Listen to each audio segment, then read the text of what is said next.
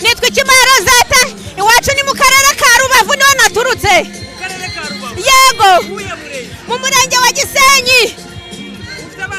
mfite abana 3 n'umugabo w'isezerano yego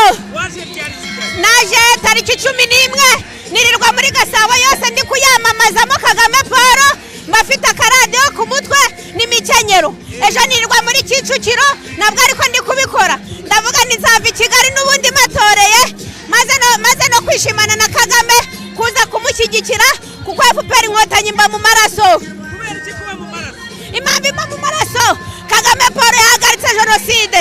Kagame Paul yakuye abagore mu gikari noneho mu karere ka Rubavu yaduha umutekano uri furu mbese turagenda amanywa nijoro akarere ka Rubavu karubakitse ibi byose tubikesha Kagame Paul nanjye naserukiye akarere ka Rubavu kumushyigikira yego hanyuma rero uri Kigali ejo wari na bafe yego uyu munsi iyi kanzu natumye muri Turukiya yangeze ejo nimugoroba n'uburyo bwo gushyigikira Kagame Paul Inkotanyi yacu imfura ifubitse u Rwanda kubera uyu munsi ari ukwamamaza ari finali navuze ngo nze mwamamariza aha muri Kicukiro kuwa mbere njye kumutora yego hanyuma igitenge tuje kwambara uyu mwambaro ukawutumira muri Turukiya cyaje kudebya ikintu cyatumye mbikora ubundi ni Kagame Paul wacunguye abanyarwanda Inkotanyi imfura ifubitse u Rwanda nicyo kintu cyatumye mbikora hanyuma rero kurwawe ruhande byagufasha igihe kingana iki kugira ngo utekereze ibintu ubushobozi bwo bimeze bite ubushobozi nishakamo ibisubizo cyakoze hari n'abadesipora babona nkunda perezida kubera ko nkunda kumupostinga kuri stati bakambwira ngo bazajya bantera inkunga aho azajya hose njya mujyana nuko byagenze no kuri 23 z'ukwa 10 2023 nagiye muri perezidanse n'abana kumwifuriza isabukuru nziza banyakira neza umutekano ni wose mu gihugu yego ariko uwo munsi ntabwo namubonye yego hanyuma rero kuri uyu munsi amarangamutima yawe nayahe kuba watunambaye amarangamutima yanjye ni ukuza ngashyigikira Kagame Paul nagira n'amahirwe nkamubonaho byaba byiza kurushaho nkamukora mu ntoki yego ndakiza 100% yego hanyuma rero wari umaze iminsi ukoresha imikenyero umwambaro waje isakoshi turabona wayitatse yego ufite n'iyi foto yego abantu bakwakiriye bose bakubona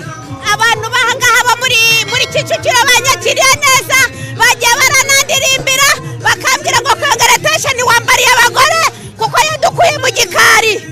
yego hanyuma rero ufite umutware ufite n'abana iyo babona wakoze ibyo bintu ukambara iyo mikenyero ukirwa na bafure ku mutwe babifata bate urakoze cyane umugabo wanjye nawe ni Inkotanyi arambwira ati mugore mwiza ugenda amahoro ugaruka yandi abana bo narababwiye bazi ko mbagiye gushyigikira sogokuru wabo bakambwira ngo mubasurize yego umusaruro ni uko nkunda igihugu nta kindi erega gukunda igihugu ni ukwitanga Kagame bibaye ngombwa araho mwitangira njye namwitangira kandi ni uko atari imana ni uko nasanze ibaho Kagame Paul nanamusenga yego yego ni uko imana ibaho ariko Kagame Paul nanamusenga yego hanyuma rero iyi kanzu yantwaye amafaranga menshi ariko nibanga ntabwo nabikubwira yego no kuwa mbere hari iyindi nzambara nagiye kumutora yego hanyuma rero usoza uvuye kuba wagenera abandi banyarwanda ushobora kuba yagira banyarwanda niugira amarangamutima uzayagaragaze kandi ndabifuriza gutora neza 15 z'ukwa 7 2024 ni kuwa mbere uzantorere Papa Rwanda unorere Kagame Paul imfura ifubitse u Rwanda yadukuye abadushyira heza uzamuntorere rwose watoye Kagame uburiki nimukomere ku muhigo ku Nkotanyi hejuru kuvuga bati ni umusazi biriya bintu bajya bavuga ngo ndi umusazi ariko njye ntacyo bimbwiye nta musazi mu Nkotanyi ngira ngo murabizi abandi bakambwira ngo Kagame yamaye amafaranga abandi bakambwira ngo naratumwe n'abayobozi bo mu Rwanda ba FPR mu by'ukuri nta muntu wamaye amafaranga nibyo nikoreye ku giti cyanjye gusa narabitekereje ngisha umuntu inama arambwira ngo bikore uzakurwanya azaba yanga igihugu. Abantu benshi barashyigikiye ariko Sanibalati nibabura mu rugendo njye urugendo ndarukomeje.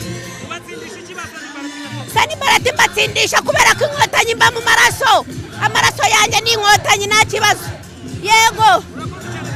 nawe urakoze cyane.